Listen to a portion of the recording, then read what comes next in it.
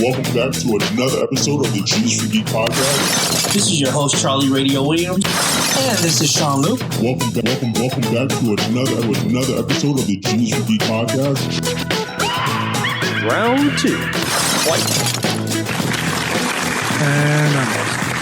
What do you love that? Why is it every time we record, your face is down in your phone? Because I'm looking for the damn timer. This is my biggest pet peeve with you.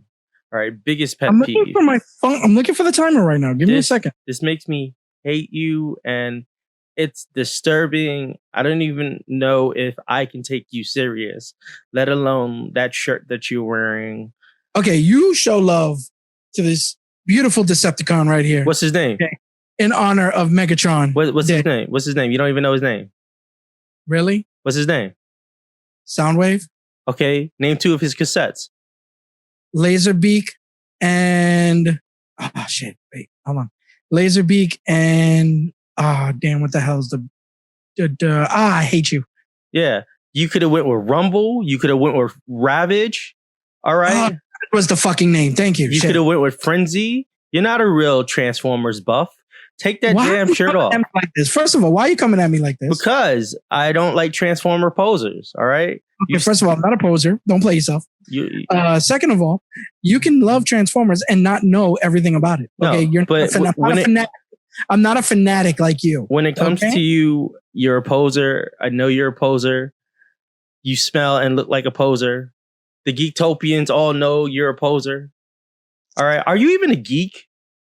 Wow, really? Are you? Really? You know, we had this conversation before. Apparently, you like to come at me because I actually watch sports. Therefore, that doesn't make me a geek, which is very insulting. You watch wrestling. One. No. I watch... You watch wrestling. Sorry, my cat's playing with something. And with that being said, ladies and gentlemen, before we get any further in this deep rant of ours, I'm Charlie Radio Williams. And this is Sean-Luc. And welcome to another episode of the Geek for Geek. Welcome to another episode of the G's for Geek podcast. This is a shoot the shit show with 2 to 3 geeks that we just shoot the shit.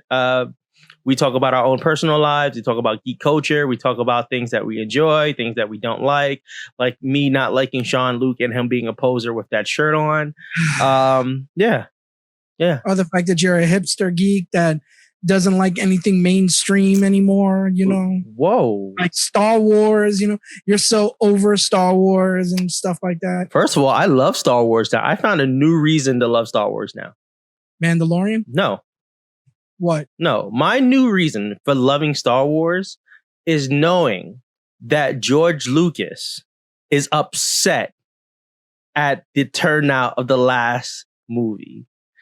I mean, he joins the list of thousands upon thousands of people. No, but I don't care about the audience. I don't care about the fans. I care that George Lucas is upset that Star Wars, that he sold the rights to Disney, that he could have filmed himself, that he could have found a producer, he could have found the money, he could have found the budget to give us the story that he wanted, is upset because something he gave up, forfeited, signed over, did not turn out the way he wanted it to be. Because of that, I will always be a fan of the last 3 shitty freaking movies. Call me petty, say it's spiteful, but it's true. How are you upset at something you gave up on? Because it was under the impression that the company that he sold it to would do it justice. Really? Yes. All right. So I'm not going to clown on Disney. With the Marvel, they did so well with Marvel, right? And they felt that, you know what? It's the same franchise. It's a big franchise. It's a well-known franchise. Why not make that work? First of all, there's a lot to that equation with the Disney Marvel partnership. Marvel Comics has a big hand in that, where there's a lot of direct references. There's a lot of things that are being approved. Even if you look at the relationship between Marvel and Sony, if you look at, there are things that are being approved, where in this situation with Lucas Arts and Disney, even Lucas wasn't even a real consultant during these three movies. So you know what? I'll give you that. And let's look at the reality, right? And let's look at the fact that The Force Awakens was literally A New Hope all over again. Mm-hmm. The Last Jedi pushed the boundaries of what Star Wars could be, and the fans hated it. And what the heck is that? The Rise of Skywalker. That's the name of it. And thus is why I don't even think that they should even redo the last three movies. They should not treat the last three movies as if it's that Ghostbuster movie with Leslie Jones, right? They should not treat it like that. They should just let this play out. It will go down in history as, you know what? Lucas did this to himself. I was a proud fan of Lucas. He gave us... Okay, you got to understand, like, Lucas may have done this to himself, but he's still a consultant on other things, which is why I will always say that the TV shows are going to be way better than the movies. Wait, hold up. But see, there you go. Switching the medium from movie to TV, right? What? TV think about it. TV has become a better platform right now for a lot of things going on. If you can get it right, and it's not TV, it's streaming. Let's get that correct. The budget on streaming is a little bit different than it comes to TV. But I think even back then, when it was on TV, like the Clone Wars, Clone Wars, Rebels, Resistance. Well, once again, you're comparing live action to animation. Once again, with the animation, you're going to get a more in-depth story. You really think about it, The Mandalorian was the first live action, like true live action, which is really good. Which is really good, but that's not what we're talking about here. What we're talking about here is what allowed for The Mandalorian to exist. What we're talking about here is what allowed for the animations to exist. We're talking about the movie franchise, all right? We're talking about when Star Wars originally came out. About George Lucas shooting himself in the foot with the prequels.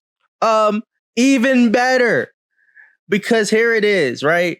Any fan that chooses to go see the new Star Wars movie should just slap themselves, because all you're doing is giving away your money, right? You're giving away your money to the same person that you believed in.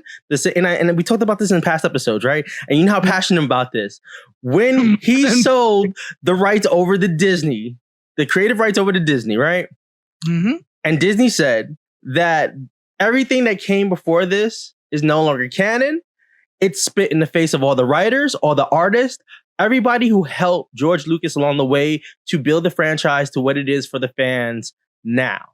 Okay. So hold up.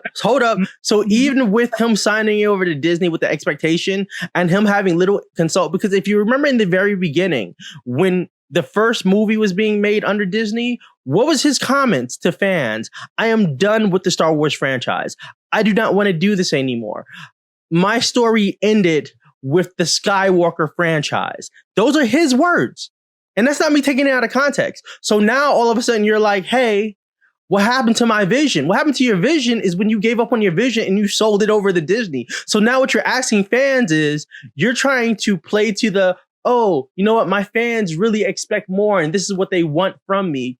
So now you want your fans to forgive you and give you the opportunity that you've had the past, 7 years in them making these feature films? Fuck out of here. Are you done? Yeah, I'm done. I don't disagree. Okay. I do feel that out of the three movies, I feel like The Last Jedi was more of what his vision could have been, right? And a continuation of his vision. Rise of Skywalker was literally Return of the Jedi, because, and here's the other problem with this. You talk about George Lucas. Let's talk about the fans for a second. Okay. It was the fans that dictated the Rise of Skywalker. And I will always say that. They were so afraid of how The Last Jedi turned out. Okay. Being such a departure from what they were used to in the movies that they got scared and started literally rebelling against it, to the point where they had to make a safe movie reflecting upon things that happened in the third movie of the franchise. So then let's talk about that for a minute. When it becomes the differences between a movie that is still within the creative flow of the director and the writers and the producing team versus when a movie becomes heavily influenced by fans. Here's a good example. Sonic. We saw the trailer for the Sonic when it came out, and we were like, we will not have another video game movie disappoint us. You need to change the animation, right? To me, I think that was great. I think that was a studio stepping back to listen and say, you know what? We don't want to get this wrong. We know video game movies have a big, they can be a hit or miss if done improperly. And you know, if not done right, was it Double Dragon, Super Mario Brothers, Alone in the Dark, Tomb Raider, Mortal Kombat 2. I'm going to put Mortal Kombat 2 on the list. I think Mortal Kombat 1 was great for what it was during the time that it came out. Street Fighter. All right. Street Fighter was semi-great for what it was when it first came out. But you put Jean-Claude Van Damme as an American hero. And I have nothing on that. They had Raul Juliet play Bison. I mean, but you know what? That man hammed it up. You know? And that man gave great delivery for some of the best one-liners in video game movies. And, okay? I'm always going to see the dad from the Addams Family dressed up as M. Bison. All right? That's fine. You understand? Listen, Gomez Addams will always have Gomez, Morticia, and the entire Addams family.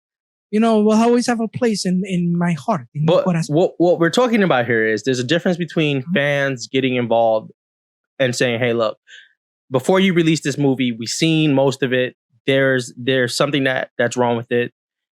Even if you're trying to say that with the Star Wars franchise, that fans were in an uproar after the first movie came out, right? And the studio was trying to play it safe. That is a separate conversation. The conversation at hand here is the fact that George Lucas has come out in the past months, post-COVID at that, after the end of the last Rise of Skywalker, talking about his disappointments of the movie, and then saying, hey, I'm just going to do what I should have did from the start and give you the universe and the storyline that I wanted to give you anyway. And realistically, he can't do that. But he can't. But if he does it, it's a slap in the face. It's a slap in the face to everybody who worked on the last three movies in general. First of all, on top of it being a slap in the face to them, it's still a slap in the face to all the people who technically got discredited for helping him build the universe. Yeah. So that's why I'm so happy that The Mandalorian became such a success. So because if not, then mind you, George Lucas was a consultant on that one. So imagine if that failed and George Lucas was talking all this stuff, right? And this would have just been like, well, look what you did there. Why would we believe that you can make something better now? Well, look, I like Rogue One. I like Solo, and I wish to see more of Solo. I saw Solo for the first time very recently because I was very meh about the story itself because there was really no reason to have a Han Solo movie. It was more about the Millennium Falcon, giving us the story behind that famous story of Yeah, I mean, they did a whole huge ass roundabout for it, and then you finally understand at the very end of the freaking movie. I love Donald Glover. I think Donald Glover did great as Lando. Yeah. I think his emotions when during the middle of the movie when he lost his co-pilot, right? That emotion that he drew was just amazing. But I don't feel like they should take away from that. Okay. So we're talking about these as anthologies, right? If you really think about it, they're Star Wars stories, right? Rogue One, amazing. To me, it was a good film. It is, it literally is what it is. Like you said, for the Han Solo, it was just a little snippet that they turned into a 2-hour movie. Same thing with Rogue One. The little snippet that turned into a 2-hour movie of how they got the plans for the Death Star. Right? Two things that came out of it that were really awesome. One, the Darth Vader scene at the end of the film. Okay. Of Rogue One. That is by far some of the best cinematography as well as like the best filming and the best, because it was a great tie-in to A New Hope. Yeah.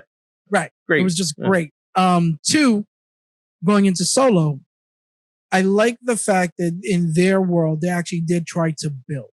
Mhm. They tried to build a whole separate universe within the Star Wars universe that didn't tie into anything really. Well, Right, I wouldn't say that because like for example, the Crime Syndicate, okay, right? That whole Crime Syndicate that Darth Maul leads, right? That was pretty awesome. That's not something that you're going to see often, and that's fine because it's a universe. As a universe, you don't necessarily need to always go back to the same threads. Create something different, create something new, expand on it. Show us what this universe can really look like. But it does do that because if you look at how he meets Chewbacca, it talks about the Wookiees' enslavement, which we've always known the Wookiees at some point because they helped the resistance with the Jedis prior to Order 60. Order 66. Thank you. That the Wookiees have been enslaved. So there are a lot of things, and I think the problem with Solo is we're not getting a continuation to see how far it can go. Agreed. And then it does have to do with abysmal sales and the fact that, it was like one of the lower reviewed Star Wars films in the entire franchise. You know what I feel like? I feel like asking for a Solo movie is like fans asking for a Gambit movie, getting a Gambit movie, and then being like, we didn't ask for this. Agreed. But then this goes back to fandom. This goes back to what we talked about with fandom, right? And the fact that the fans, yes, for things like Sonic and a bunch of other stuff where they actually did things for the better, there are also these fans that are so rabid about their childhood being ruined that they can't seem to grasp and yes, I'm being very cynical about this, grasp the idea of change and differentiation when it comes to their movies. Okay. And it's weird because you go ahead and you argue about The Last Jedi and the fact that anybody could be a Jedi. No, that's not, right? Meanwhile, you go with Mandalorian, right? And you see all these different facets of what's going on. And there's no backlash to certain aspects of that show that like for example, right? How the freak does Moff Gideon have the Darksaber? We don't know. We don't know yet, but we're going to get to those seasons. We're going to get to those episodes. And then, it's very little like the rage that this movie had. And then of course, when you get a movie that appeases the fans apparently too much, right? They rage over that. Like, you cannot please. I hate to say it, but you just can't please Star Wars. Well, we live in an era where people are confusing my safe space with you have to adhere to my safe space. You have to adhere to and what I mean by that is it's one thing as a person to be like, you know what, this is what I like, I don't like. But then when you start infringing on somebody else's creativity and being like, hey, granted, I give you this money to help build on your enterprise and stuff like that. I want to start making changes like I'm a board member. And I think that is a problem, right? Oh. Because when you get to a point where fans start dictating, and we talk about this with shipping, we talk about this with fan service. When you get to a point where fans start dictating the way a story should be, whether if that movie or that story sucks or it's the greatest story ever, when you get to a place where fans start dictating and their influences on the story outweighs your own creativity as the creator, then really, why film it? Because it's not really yours. You're just bantering to the audience. There's movies out there that I would love to have seen it ended a different way. I would love it to be a little bit darker. But you know what? I'm not going to write or tweet or send emails or badger the creator and be like, hey, why didn't you do it this way? Because that was that. Oh, you mean like Harry Potter fans? Harry Potter fans are all right. I think there are true Harry Potter fans, and then there's just the fans who are like intensely upset and angry at J.K. Rowling. I think, think about it. J.K. Rowling is another person. Gave us this great universe, right? Uh-huh. Very detailed, very in depth, and then you get to these other stories where about the pre-stories, and all the fans are like, we're not into this like we were into your original stories, but this is the same creator. Right. Like you now take that and apply it to Star Wars. It's the same thing. But the only difference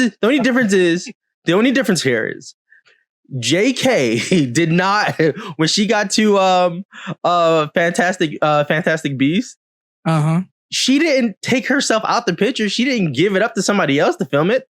She didn't give it up to somebody else to write it.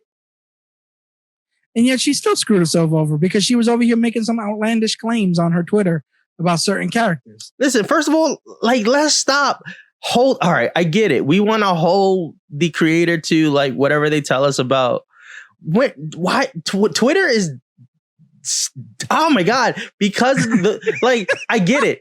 The voice, and this is what I was telling you about, like me quitting social media, but now I'm technically back. But I get it. Like, Twitter allows us to have a voice. Yeah. But something that I agree, I believe very early on, not everything we have to have an opinion on. We don't. The problem with a platform like Facebook, social media, so forth, it's not that everybody has a voice. It's the amount of voices that's all speaking at the same time, right? You can't decipher between who's saying something that you agree with, who's something like either you're in this camp, you're in that camp. It does let you get to see a perspective of things that are being said. But at the same time, not every voice that is speaking out is a valid opinion. How often do you see a tweet or do you see a comment where somebody is literally breaking down facts to something? And then aside to that is, how often do you see somebody break down something that you're like, yo, this had nothing to do with the content that we're talking about? Agreed. And then I can apply that to all the crap that's going on right now, but that's a whole other conversation. Yeah. But I get that. I do get it. I get it loud and clear. I'm happy. Like, thank you. That's but like, here's my thing. My thing is like, yo, embrace the products. Don't be so mad because your child, you have to grow. You understand? You have to grow. Mm-hmm. The characters are growing, right? The story grows. That's the whole point of building your universe, building a universe, that we can enjoy. Like, there are universes right now that we enjoy immensely. Star Trek, for example, right? Even though Star Trek we know has had a bunch of stumbles, right? They're building their universe again. And it's becoming such a great viewing, even great reads with the comics and stuff, right? It's all becoming, better because we as adults are growing with the series. Now, yeah, there are some people out there, like my father, who still want to cling on to the original TNG style of storytelling and science and things like that. And I can understand his take on it, but for me, I don't mind having the combination of modern storytelling with classic ideologies. If you create, and if it blends, so that's why I like Picard so much, because it had that modern storytelling with that blended, classic ideologies, like that last episode, spoilers for anybody who hasn't seen it. It's been out for a year at this point. But the point is like, without firing a single shot, like you had the Romulans and you had the Federation there, right? Picard, basically stopped an entire, war from starting. Mm-hmm. Right. And you didn't even need to really fire a single shot. And that's the kind of ideology that Star Trek has. What can diplomacy, what can hope, what can things like that do in times of strife? We all knew that Picard was dying and things like that. Right. But, he still stepped up and he still, helped, solve and, basically solve the issue. Right. Yeah. There's little caveats to that episode as well, but we're not going to get into that. But the point is that Picard is what we strive for when we're growing, in my opinion. Star Trek Discovery. Wait, hold it. First of all, I'm a fan of Discovery. I'm a fan of Discovery's second season. I feel like they stumbled a lot in the first. I'll agree. I feel like they were trying to find their foothold. I think what ended up happening was once Captain Pike got introduced, that's when that's the second half of season 1. I think that's when the show actually starts to turn in its writing. But once again, during a show's first season, there's a lot that happens. And I think that we're getting to a point as fans that we're really not giving a show the benefit of the doubt, because we come to encounter with shows that have failed us. I will give you a show, and I don't know what our time is right now, but I will give you a show. We got like about 5-6 minutes. Do you remember a show that came on Sci-Fi called, is it Resistance? Oh my God. Me and my roommate, we were talking about this show and how like it was an epic fail. There were a lot of video game promotions for this. They created an MMO that was supposed to be in real time with the world. And why is it now the name does not come to me? It's not Resistance. It takes place in like Seattle, Washington. Jericho? No. Jericho was actually a good. So, I'm just going to skip this one. But the writing for it had a lot of potential, and they dropped the ball. And I think that's what happens. Like when we get a show, we're so. I would have went something more generic, like Heroes. I was going to go with Heroes, but Heroes season 1 was great. Season 2, talking about like dropping the ball. But season 2 dropped the ball, and if you're going to talk about Heroes, then you have to talk about Enterprise. And the reason why is Enterprise and Heroes season 2 were both affected by the writer's strike. Which is fine. That changed that shows went from filming 24 episodes a season to about 12 to 16 episodes a season. Okay.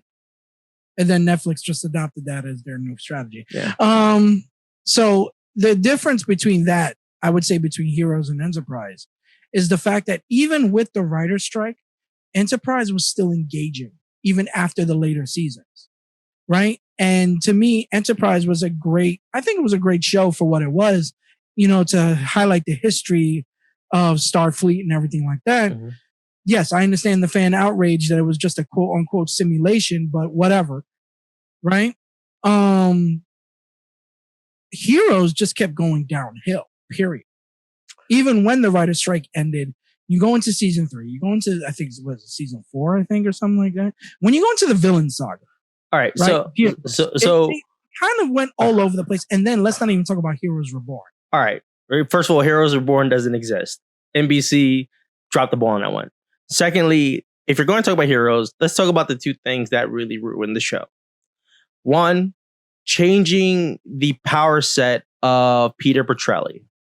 Mm-hmm. Once you change the power set of Peter Petrelli, even if you would have gave him something a little bit more realistic, I think they did this like power set where like instead of him being able to leech off of everyone's power, which made him like uber strong, they gave him like this one, like he can do like one here, one there type. One at a time type thing. Change, like killing, like that kind of killed the show. Focusing a little too much on Hero killed the show. Turning Skylar into a hero instead of like an anti-hero killed the show. So, but that came 4 seasons down the line, right? It came a little earlier than that. Well, once again, one of the things that the writer said about Heroes was that they felt that they spent too much time on season 2 when it comes to Heroes' story, Heroes' love story. Right? Yes.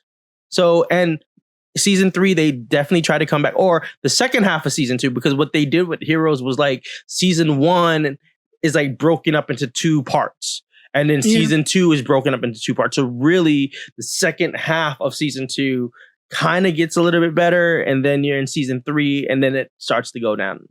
Right. And it becomes even murkier when you find out that the cheerleader's related and it's just a whole lot. Correct. Now, Enterprise, on the other hand, and something that I've heard you say it and I've heard other people say, even if you find out that the end of Enterprise was a simulation with Riker, it's still a great story. Yeah. Because it was literally Riker looking at the past to help him with the situation that he was in. Well, you got Section 13 that had a bigger role in Enterprise. Even though we got introduced to Section 13 and Deep Space Nine with O'Brien. 31. Huh? Thank you. Section 31. Yeah, I think it's Section 31 with O'Brien and the Doctor. Bashir. Bashir was he was the one that was basically sequestered by them. He was like, "Yo, do you want to join?" Da, da, da. Yeah. Plus, you also get the whole time dialogue at Enterprise as well. You got the question of space can what is it interspace erotica? Can aliens can aliens crossbreed? Yeah, so a lot of things were answered. Yeah, Enterprise was a good show for what it was, like I keep saying. And the fan outrage of it being just a simulation to appease the TNG fans, as understandable as it is, it's like, okay, that's not a big deal. I feel like that's a stretch, though. It wasn't. I don't feel like it was a big tease. But listen, we saw this. It's sort of like what they did with Sopranos. At the end of the Sopranos, they cut things midway.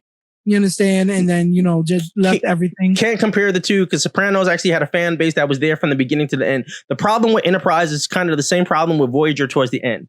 Fans started to leave and fans stopped watching the show. The show actually got an ending where most shows don't get a good ending. Firefly. True. The show actually got an ending and then fans watched and was like, oh, this ending sucked. You know what?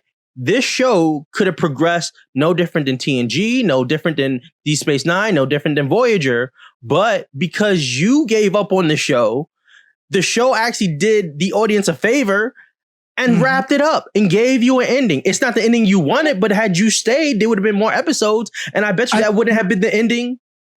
And I think the endings that we've gotten so far, with the exception of, like you said, Firefly and then the Serenity movie. Dollhouse. Yeah, I know.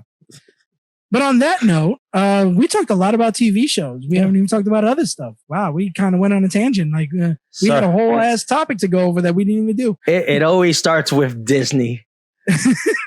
And it's going to start with Disney again later. Hey, Geektopians, just to recap this episode, Charlie Radio Williams enjoys the Star Wars franchise. And even though he thought he was giving up on it, he loves it even more knowing that George Lucas is upset at the problem that he created. Loves the series more. Just love it. I love it. If you disagree with me, Geektopians, go reach out to Sean-Luc. There's a bunch of episodes out there right now that can literally say how much you did not like the Star Wars franchise at first, but now that you watched Mandalorian, and now I love it. Mandalorian, you got a whole new perspective. Love it. Behind the scenes stuff. Looking at the behind the scenes stuff made me appreciate the Mandalorian even better personally. I love it. All right. Yeah. All right, Geektopians. We're at the end of this show. If you, we talked a lot. Today.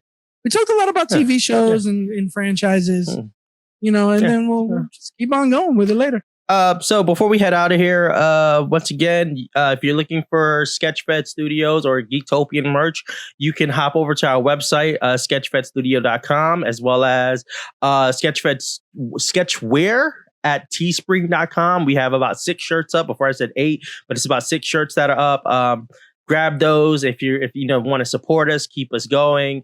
Sean is working on more episodes of the Geektopians from home, so that's something that's going to be happening. As well as Sean, what's going on? On August 22nd, I believe. I'm looking for it right now. MBionCon? MBionCon. August 22nd. Let me tell you guys something.